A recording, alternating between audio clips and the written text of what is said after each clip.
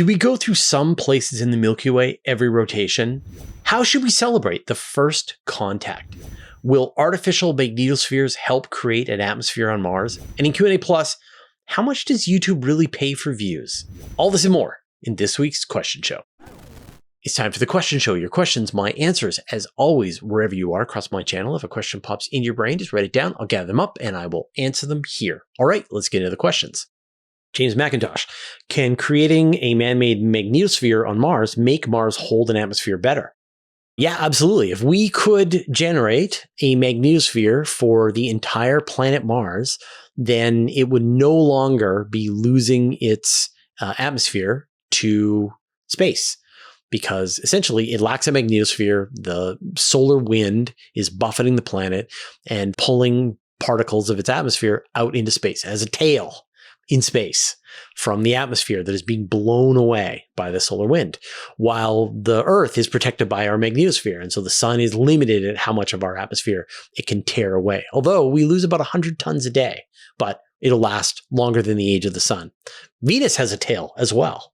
But if we could create a global magnetosphere, then we could stop that loss of atmosphere. And then actually natural release of volcanic gases coming out of Mars would start to thicken the atmosphere naturally. Like it's just that there's more atmosphere that's being lost than is being replenished by this outgassing. So create a magnetosphere, block the solar wind, the atmosphere would thicken up and you would actually get melting water, and you would get, theoretically, you could start to walk around eventually on Mars without a pressure suit, which would be pretty cool. Now, that all sounds great, right? So you're like, how do we start a global magnetosphere? Well, we don't. That what's required to get a global magnetosphere is to have a dynamo, to have a rotating core at the center of Mars, and it just doesn't have that. It's cooled down. It's too small. Only has 10% of the mass of the Earth, so it's tiny, and so it cooled down more quickly than Earth, and its dynamo shut down about 3.5 billion years ago. But could we just build something on the surface? Like, let's build some kind of series of wires on the surface of Mars and generate the magnetosphere. And still, that's just like, it's a level of engineering that we can scarcely comprehend. And why would we do that when we have Earth, right? The one idea that I do like is that you could put a solar sail, some big thing, at the Mars-Sun L1 Lagrange point, which is kind of like this balance point between Mars and the sun.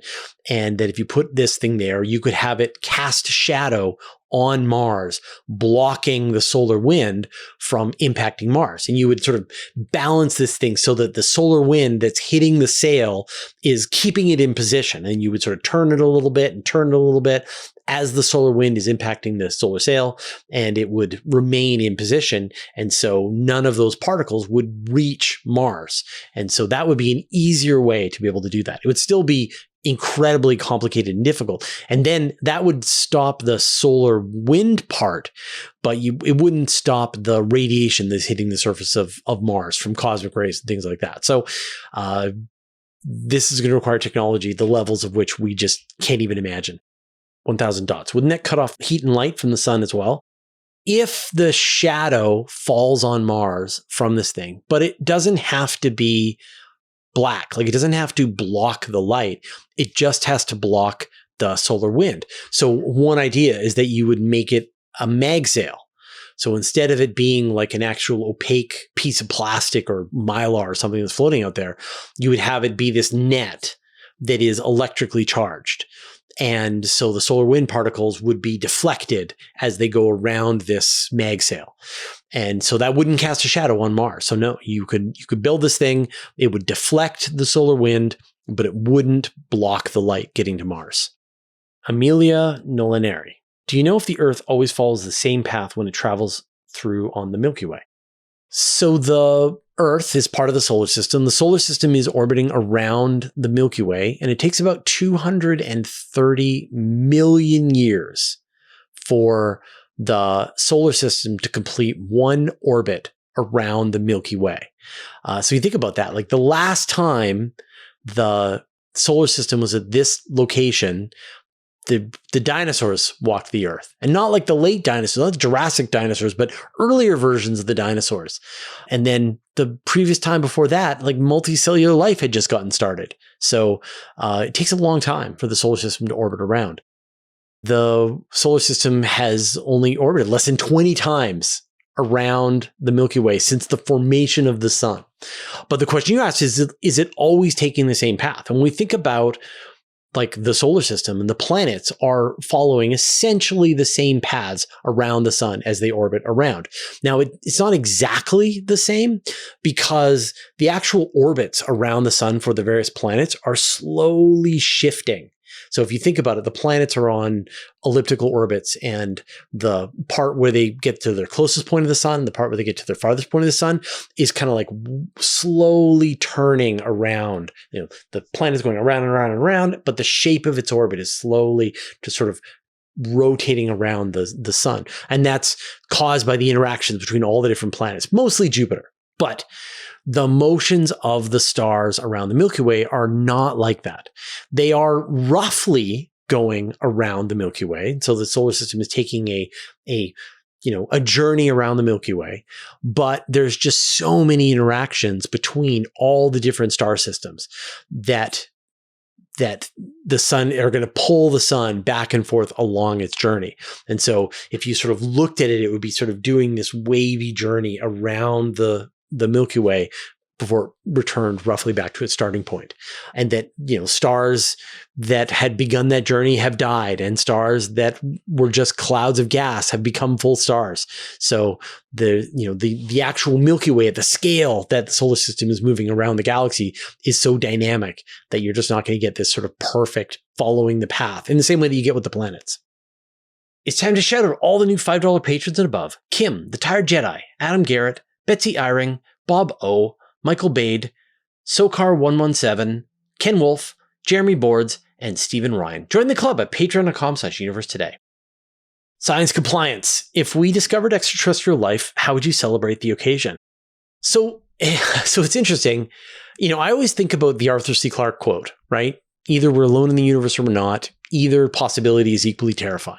That if we are alone in the universe, then that sucks, because then it's up to us to spread life into the cosmos. And we have demonstrated that we can be mean to each other, and we are always just a few steps away, a few ticks of the clock, the doomsday clock, away from nuclear Armageddon. So do we have the wisdom and cleverness to pull this off? I don't know. But if we are in a vastly populated universe with life everywhere and a lot of competing intelligences for the limited resources of the Milky Way, well, that could be a problem for us. But there is another idea that you want to think about, and that is the Great Filter. So the Great Filter is this idea that's proposed by Robin Hanson. And this is an answer to the Fermi paradox. The Fermi paradox, of course, is the universe is big and it's old and the conditions for life are everywhere. And so life should be everywhere, but we don't see it. So where is it? And the Great Filter says, well, there are a bunch of filters that you have to get through. You have to have abiogenesis. You have to make life from non-life. You have to develop single-celled organisms. You have to create multicellular organisms. You have to create intelligence. You have to create technology. And then you have to create spacefaring. And then you have to go to other star systems. And that is like the chain of events. And each one of those steps is a filter that filters out the life on some world. And then in theory, here we are here on Earth. We've gotten through all of the filters. We've gotten through the abiogenesis. We got through the single life. We got through the multi-life. We got through technology. We got through spaceflight. Next, really, all that's left is for us to go interstellar. And in theory, hopefully, the great filters are behind us. We have completed them. But maybe there is a great filter in our future. And so sort of one of these ideas is that if we find life is very common out there in the universe, but advanced life, communicating life, spacefaring life is non-existent, then we would assume that the great filter is in front of us because we found life on Mars and it's totally separate from us. And we find life on Europa and it's totally separate from us. And we find life on Proxima Centauri and Alpha Centauri, and they're all totally, they formed completely independently, and yet we don't see any evidence of an advanced civilization. Then that means that the filters, there are still filters in the future, and they could be nuclear war, and they could be asteroid strikes, and they could be everybody just decides they want to live in simulations, and they could be the rise of the AI. Who knows? And so if we find life on other worlds and we find more and more of it, and we don't find any intelligent life, then we should start to be scared, because it means that the great filter, whatever it is that has stopped other civilizations from going interstellar, from communicating with other star systems, whatever stopped them is about to stop us. So if we found extraterrestrial life, my instinct, my natural enthusiasm would be like, woohoo, right? I'd be so excited. And I would not shut up about it here on the channel. Like, obviously the way I would celebrate it is I would be wall-to-wall coverage explaining it here on YouTube and on Universe Today. And we wouldn't shut up about it. That's how we would celebrate it. But personally, I would be starting to feel nervous when I think about the great filter and wonder if there's a great filter in front of us now, because we have found life. The closer to home that we find life, the more we should be nervous about the great filter. Drew D2, how old is the universe if you include the pre-Big Bang? So the post-Big Bang is 13.8 billion years. So we know that the universe has been around for 13.8 billion years, and that is the start point. But pre-Big Bang, we have no idea. So there's like one school of thought that time itself is one of the things that was formed at the Big Bang. And so what does it mean to have time before time? So you might say, well, it's a meaningless question, and therefore the Big Bang has been around for 13.8 billion years. But that's not the only answer, right? There are ideas that this universe began from a previous universe. And so pre-Big Bang, you would essentially be including the time in the previous universe. And maybe that universe was formed in a previous universe, so you want to include that time in the previous universe. And so we don't know. And we may never know. We can imagine scenarios in our universe that you could have another Big Bang spontaneously appearing. That, there's this idea in quantum mechanics that particles can appear randomly, and given enough time, an almost infinite amount of time, that you will have essentially all of the particles for another Big Bang appear in one location, and you just get a new Big Bang.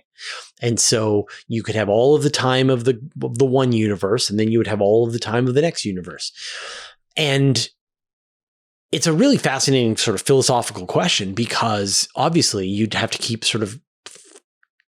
going back through the universes, but it had to start somewhere, right? Like, it comes back to that same question. Why is there something and not nothing? What was the first? Like, if there was a universe before our universe, and a universe before that universe, and a universe before that universe, what was the first universe and why, right? Like, why do we exist at all? What would cause a universe to appear in what? So the sad, frustrating thing is that we may never know the answer to this, that all evidence of what the conditions that led to the Big Bang are gone, that they are obscured by the Big Bang, obscured by inflation. And so we may just never know what came before the Big Bang. Or maybe there's some kind of echo in the universe, that there's some thing that we can tease out that is a hint of what came before the Big Bang. Or maybe the evolution of the universe, once we truly understand what the future evolution of the universe is going to look like, leads you inexorably to another Big Bang. And you say, okay, then that probably happened before to give us the universe. And so then it's a cycle. But cycles have to start at some point. So we don't know. Did you know you can watch the same video with no ads and get a bonus question over on Patreon completely for free? We call it Q&A Plus. And this week's bonus question, how much does YouTube really pay for views? And I'll put a link in the show notes. All right, those are all the questions that we had this week. Thank you, everyone who put your questions into the YouTube comments, everybody who joined me for the live show. I'm going to reminisce about previous year's NIAC Awards, but first, I'd like to thank our patrons.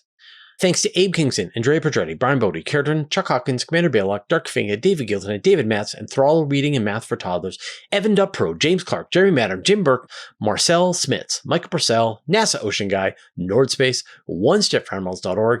Please follow my nephew at vbrick6994, Ring Kaidu, Richard Williams, Sean Sargent, Stephen Feinland on the Team 49, Telescopes Canada, Vlad Chiplin, Wolfgang Klatz, and Zeldaborg Galactic Defender, who support us at the Master of the Universe level, and all our patrons. All your support means the universe to us.